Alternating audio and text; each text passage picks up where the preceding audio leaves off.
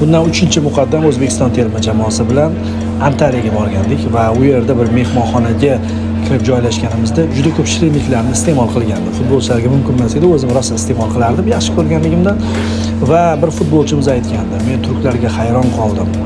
Ularda 50 xil shirinlik borligi mayli, 50 xil ta'm ham bo'ladimi degandi.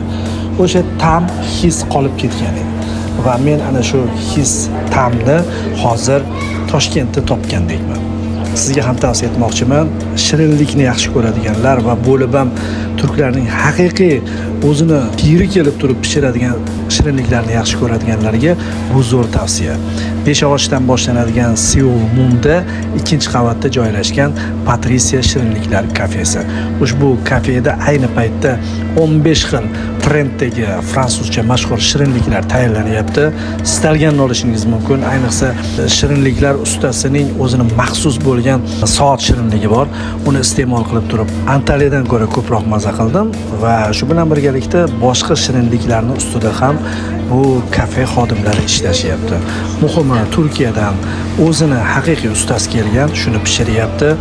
Tanishlarimiz faoliyat olib borishayotganligi uchun buni bemalol tavsiya eta olaman. Endi ta'mga gap so'z bo'lishi mumkin emas. Kelinglar, ishonmasanglar Patricia'ni ko'ringlar, kiringlar va o'sha soatligini alohida buyurtma bering va menga mana shu masalada tavsiya berganim uchun rahmat deb qo'yasiz. Seoul Moon